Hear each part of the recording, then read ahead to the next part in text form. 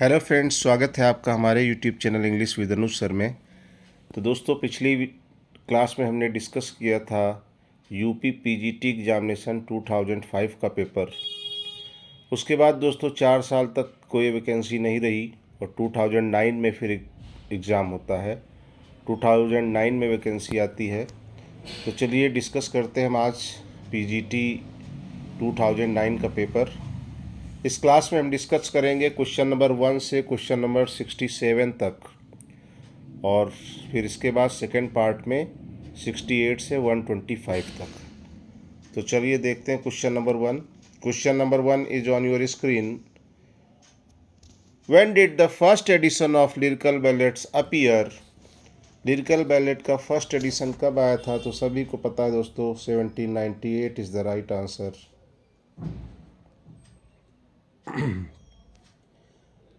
हर question का हम लोग एक्सप्लेनेशंस भी देखेंगे। A long step forward in the history of Romanticism was taken with the publication of the lyrical ballads in 1798. Question number 2 is on your screen. Answer in comment box. To whom is Wordsworth's autobiographical poem The Prelude addressed? तो दोस्तों answer करिए, the prelude किसको address की गई? Coleridge is the right answer. S.T. Coleridge, Samuel Taylor Coleridge. Works of William Wordsworth, Tintern Abbey, The Prelude, The World is Too Much with Us. These are some famous important works of William Wordsworth. Let's move to the question number 3. Question number 3 is on your screen. You will answer each question in the comment box, so that you could check how many questions you have done correct. Question number 3 is, in 3 years she grew, the little girl will be sportive as the fawn is the right answer. Option number 2 is the right answer, the fawn. Question number 4 is on your screen. Which work was described by Keats as a feverish attempt rather than a deed accomplished? तो दोस्तों क्या correct answer होगा?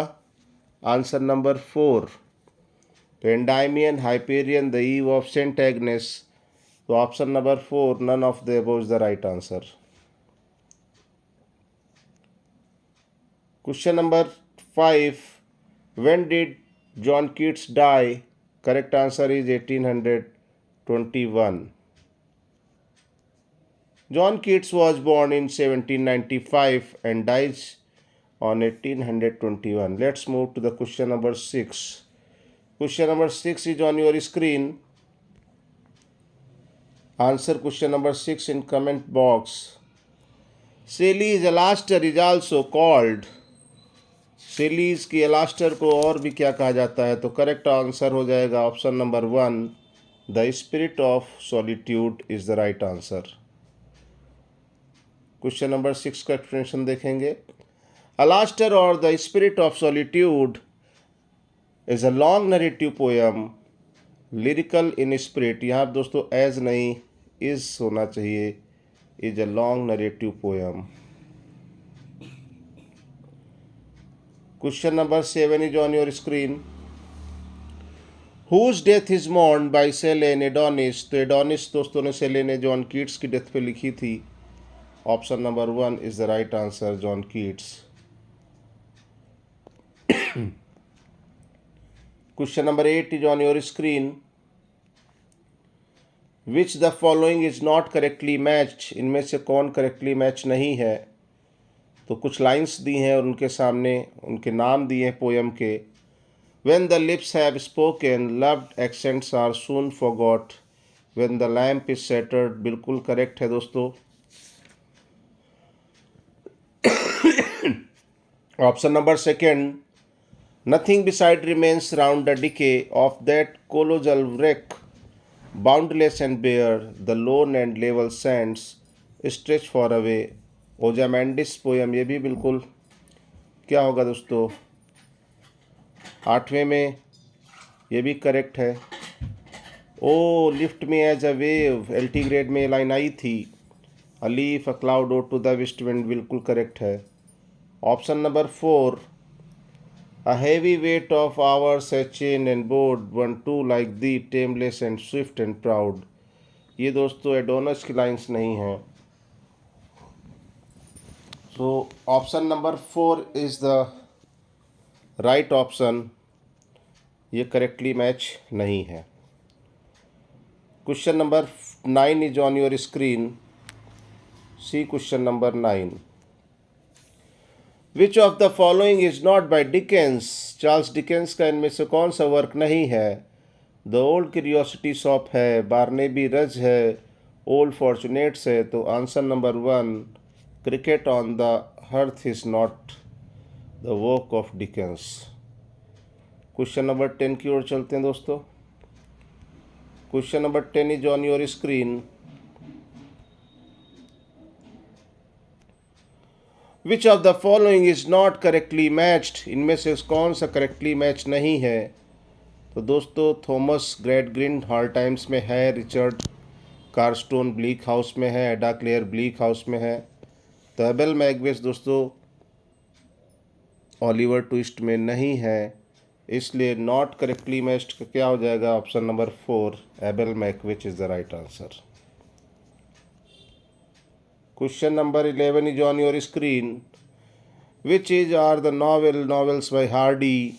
Hardy का कौन सा इसमें से novel है। तो ऑप्शन नंबर 11 का दोस्तों क्या हो जाएगा। ऑप्शन नंबर 4, ये चारों ही नॉवेल हैं हार्डी के। The trumpet major, desperate remedies, Jude the obscure. Works of Thomas Hardy, The Trumpet Major, Desperate Remedies, Jude d'Obscure। Question number 12 is on your screen. What is the title of Hardy's epic drama? Hardy के epic drama का क्या title है। तो answer number 1, the Dynasts is the right option. Question number 13 is on your screen. Which one of the following is not a drama by Eliot. Eliot का इनमें से कौन सा ड्रामा नहीं है। तो इलियट ने मर्डर इन द कैथेड्रल लिखा है, द फैमिली रियूनियन लिखा, द कॉकटेल पार्टी लिखा है। As Wednesday is the right option, ये नहीं है ड्रामा इलियट का। Question number 14 is on your screen. Who has written the book the art of T S. Eliot. The art of T S. Eliot book किसने लिखी। 14 का answer हो जाएगा option number 2, Helen Gardner is the right answer. Question number 15, when was T.S.. Elliot born. T S. Eliot का जन्म कब हुआ था। तो option number 1, 1886 is the right answer. 1886 is the right answer. Question number 16 is on your screen. Which of the characters of Shakespeare has been called the fourth witch. चौथी चुड़ैल किसको कहा जाता है दोस्तों। बहुत ही आसान क्वेश्चन है। लेडी मैकबेथ, मैकबेथ की वाइफ थी। ट्रेजिडी मैकबेथ में correct answer is lady Macbeth. There are only 3 supernatural witches described in Macbeth. Shakespeare's major tragedies are Hamlet 1602, Othello 1604, King Lear 1605 and Macbeth 1606। दोस्तों HOKM की series मैंने पढ़ा रखी है, Hamlet, Othello, King लियर and Macbeth.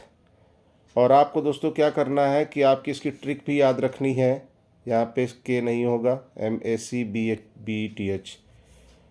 2 4 5 6 ये trick भी याद रखिए। 2 4 5 6 HOKM हो Hamlet, Othello, King Lear, Macbeth. और इसकी trick 1602, 1604, 1605, 1606। Question number 17 is on your screen. Question number 17, point out the figure of speech in the following line. O world, O life, O time.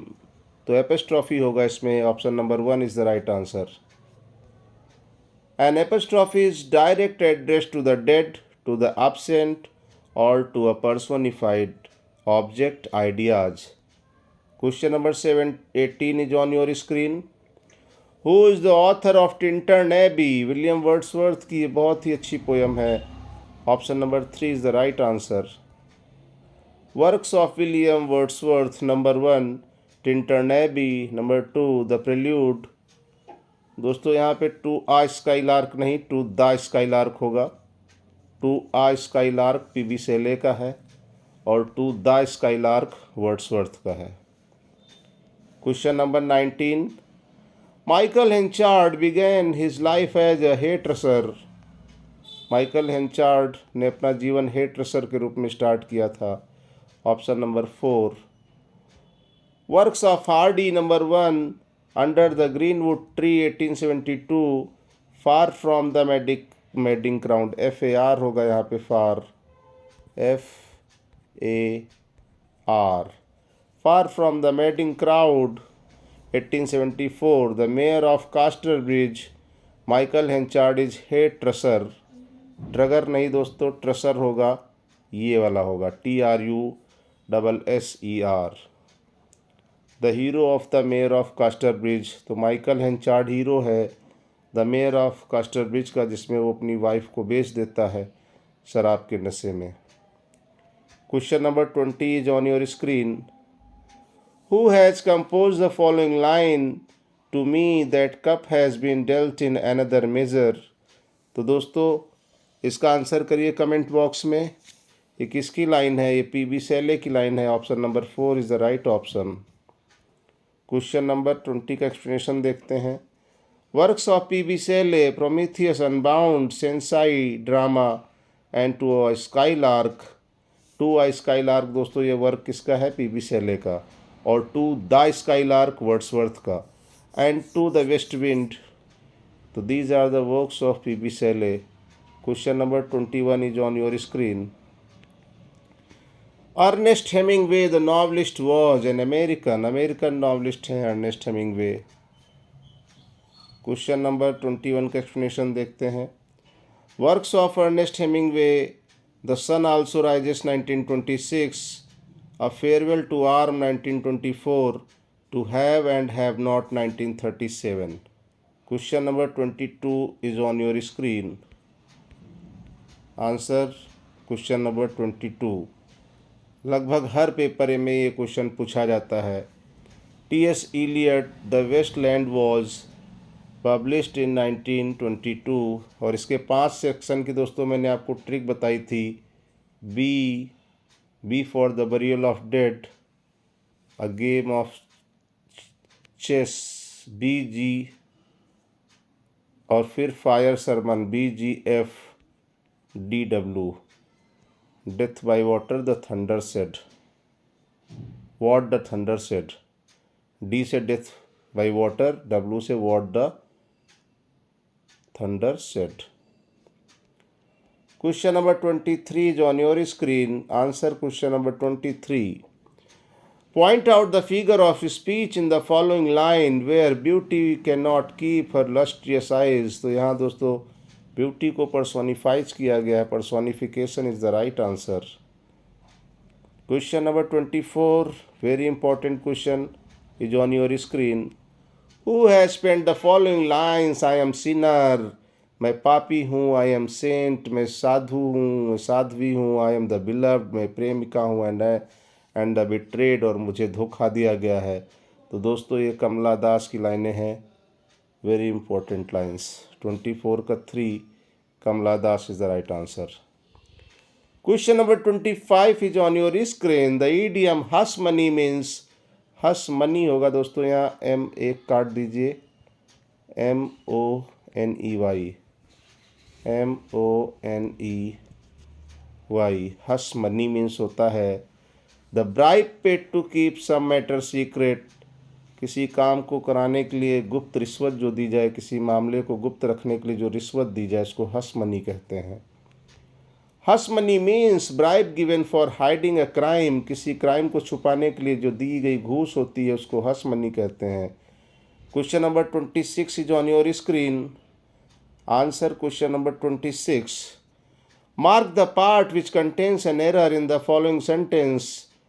4 sentence दिए हैं जिसमें गलती है, वो आपको find करना। If there is no error in it, अगर कोई गलती नहीं है, mark number 4 as your answer choice, तो नंबर 4 आपका आंसर हो जाएगा no error.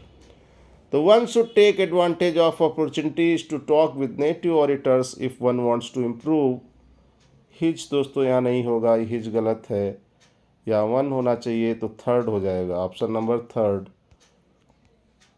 If 1 is used in nominative case, ones will be used in progressive case. So his is wrong with 1. तो इसलिए his यहाँ पे गलत होगा दोस्तों, यहाँ ones आना चाहिए। क्वेश्चन नंबर 27 की ओर चलते हैं। Question number 27 is on your screen. Read it carefully and answer the question. Mark the part which contains an error in the following sentence. If there is no error in it, mark number 4 as your choice. CHOICE, choice. The great poet and dramatist, the Kalidas, is regarded as Shakespeare of India. तो इसका क्या answer होगा? Option number 1, the great नहीं होना चाहिए। The is used before proper noun only when any adjective adds the value of proper noun। तो इसमें answer number 1 हो जाएगा, ये नहीं, दा नहीं होना चाहिए। Great poet and dramatist. Question number 28 is on your screen. The antonym of alacrity is, तो क्या इसका एंटोनिम हो जाएगा? विलोम क्या हो जाएगा? हेजिटेशन हो जाएगा, option number 2, hesitation is the right answer. Alacrity means readiness and hesitation means a use. The synonym of avari दोस्तों क्या हो जाएगा?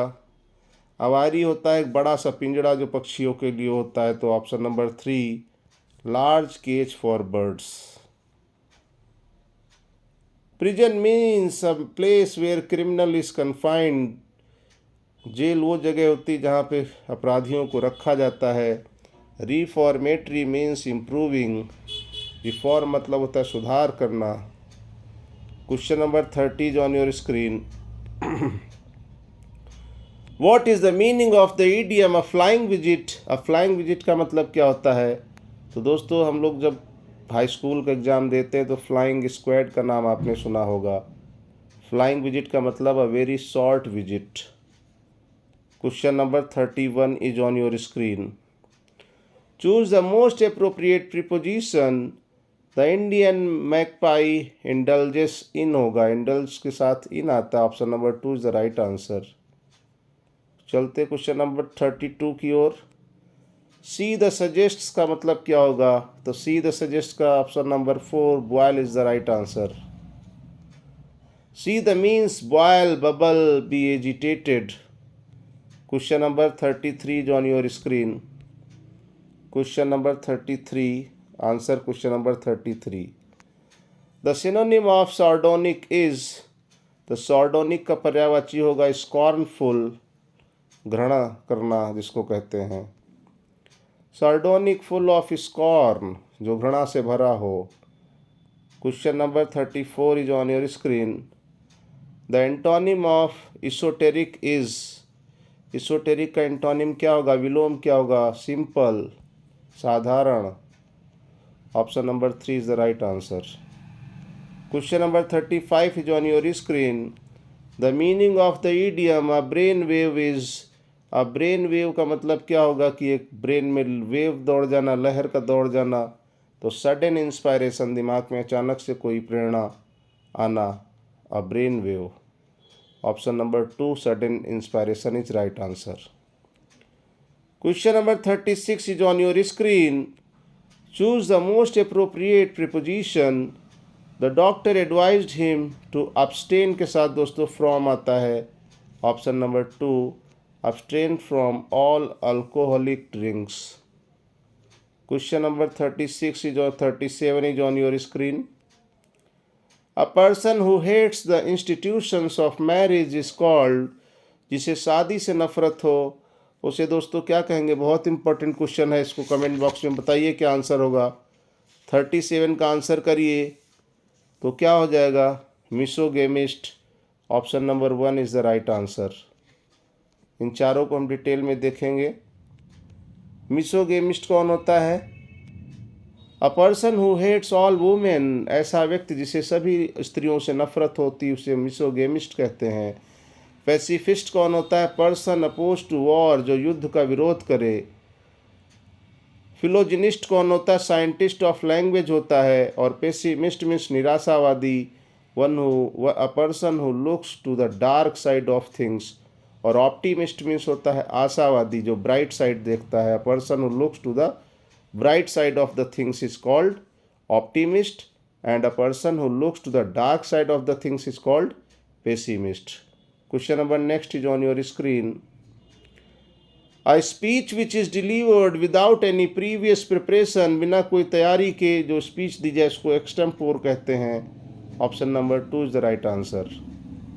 चलते हैं क्वेश्चन नंबर 39 की ओर।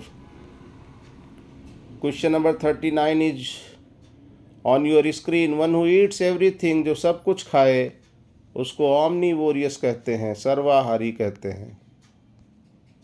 हर्बीवोरस कौन होता है? A person who Yeats herbaceous plant. Gregarious कौन होता है? A person who is fond of company, जो लोगों के साथ में रहने का शौक हो उसे ग्रिगेरियस कहते हैं। क्रेडुलस किसको कहते हैं? Person who is simple and easily believes whatever is told, एक ऐसा व्यक्ति जो आसानी से विश्वास कर लेता है उससे जो कुछ भी कहा जाए और बहुत साधारण व्यक्ति होता है क्रेड्यूलियस। और omnivorous, a person who eats everything, जो सब कुछ खाए उसको ऑमनीवोरस या सर्वाहारी कहते हैं। क्वेश्चन नंबर 39 के बाद question number 40 is on your screen. Answer question number 40। An imaginary name assumed by an author for disguise is called, तो उपनाम को क्या कहते हैं दोस्तों? स्यूडोनिम होता है। ऑप्शन नंबर 41 का 1 is the right answer. Pseudonym क्या होता है? Fictitious name specially one assumed by author. Neologism क्या होता है? New word. और लॉक्वेशियस मीन्स क्या होता है? टॉकेटिव। और वेटरन मीन्स क्या होता है? Person who has grown old in service और occupation. Question number 41 is on your screen. Question number 41. Fill in the blank with suitable conjunction. Though he is suffering much pain. दोस्तों दो के साथ yet आता है। Though he is suffering much pain, yet he does not complain. तो according to the rule of grammar, we use yet with though. Question number 41 का explanation देखते हैं। After though, although, use of yet is correct according to grammar. Question number 42 की ओर चलते हैं। Question number 42 is on your screen. See question number 42। Which of the following sentences is correct, इनमें से कौन सा सेंटेंस करेक्ट है? तो दोस्तों एंटर वर्ब के बाद कोई भी प्रेपोजिशन नहीं आता। He entered the room is the right answer होगा। He entered the room. He entered the room is the right answer. Into नहीं होगा, इन नहीं होगा, टू नहीं होगा। तो करेक्ट आंसर 42 का 2। In is not used with some verb as enter etcetera. Question number 43 is on your screen. Which of the following sentences is correct, इनमें से कौन सा सेंटेंस करेक्ट है? The meeting was adjourned owing to the want of quorum. The meeting was urgent due to want of quorum. The meeting was urgent for want of quorum. None of these. 43 का दोस्तों answer करिए आप लोग। 43 का correct answer क्या हो जाएगा? Answer number 3 is the right answer. The meeting was urgent for the want of quorum. Fill in the blank with correct pronoun.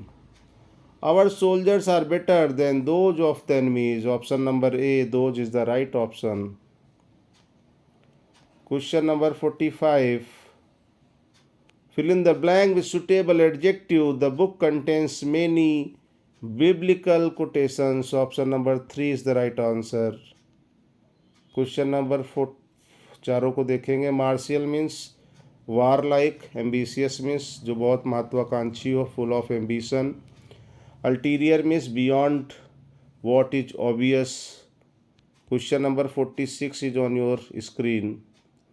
Choose the correct figure of speech in the following sentence. The camel is the ship of desert. Metaphor है, camel को रेगिस्तान का जहाज कहा गया, compare किया गया। Comparison word like so are not used, अगर यूज होते तो सिमिली हो जाता। Definition: metaphor is a figure of speech in which two objects are compared, but words like so as are not used. तो अगर ये वर्ड्स यूज हो जाएंगे तो सिमिली हो जाएगा, वरना metaphor is an implied simile. Question number 47 की ओर चलते हैं। Choose the correct figure of speech in the following sentence. कौन सा फिगर ऑफ स्पीच है दोस्तों? The quality of mercy is not strained, it drop as को पकड़ लीजिए। लाइक सो एज जिसमें आता है तो किस में आता है? Simile is the right answer. Question number 47 का एक्सप्लेनेशन देखते हैं।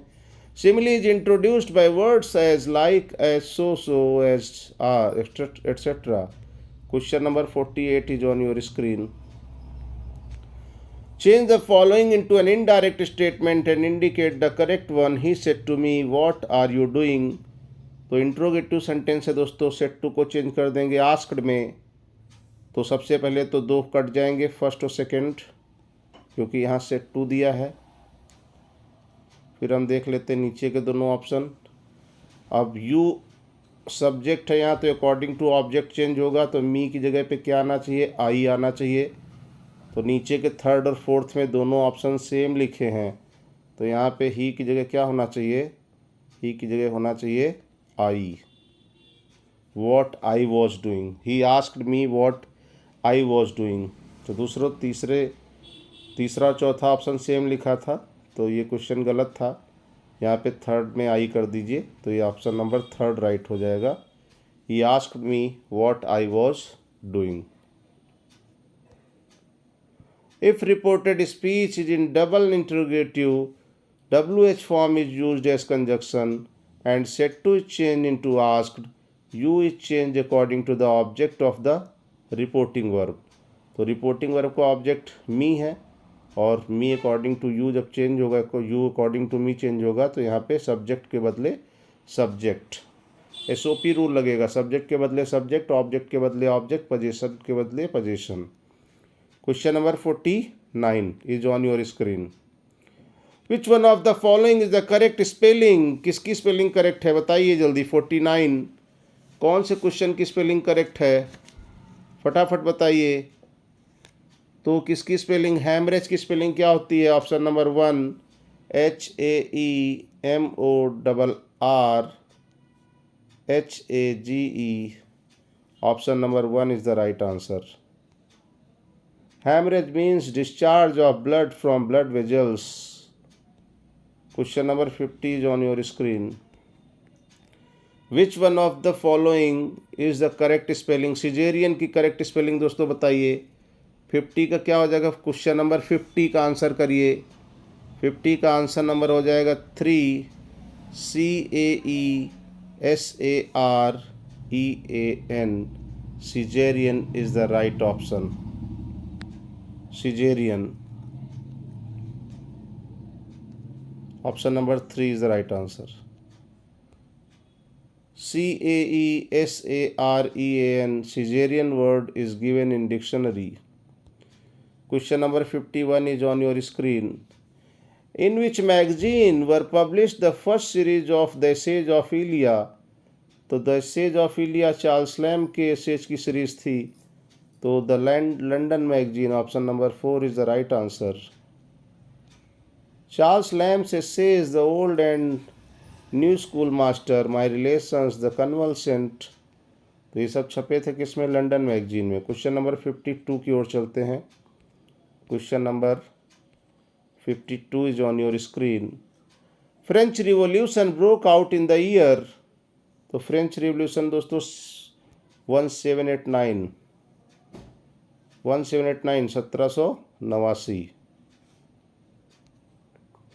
French Revolution 1789, 1799, Battle of Waterloo and the defeat of Napoleon 1875.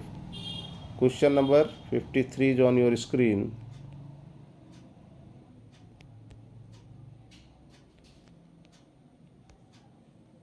In which poem of Shelley do the following lines occur? Alas, I have no hope, nor health, nor peace. दोस्तों पहले 12th में ये poem चलती थी, stanzas written in dejection near Naples. तो option number 2 is the right answer.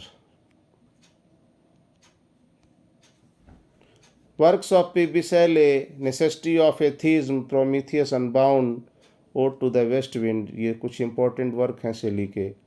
Question number 54, by whom Sally has been called as perfect singing god। ये repeat question दोस्तों फिर हो गया है, पिछले पेपर में भी आया था। तो 54 को Matthew Arnold is the right answer. Critic Matthew Arnold ने कहा था शैली के बारे में perfect singing god. Works of Arnold, Thyrsis, scholar gypsy, ये डॉवर बीच, ये कुछ इंपॉर्टेंट वर्क है मैथ्यू अर्नोल्ड के। Question number 55 is on your screen.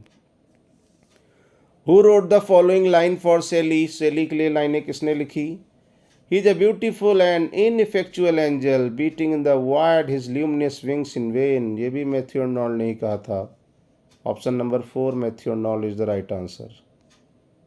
The work of Samuel Johnson, dictionary of the English language.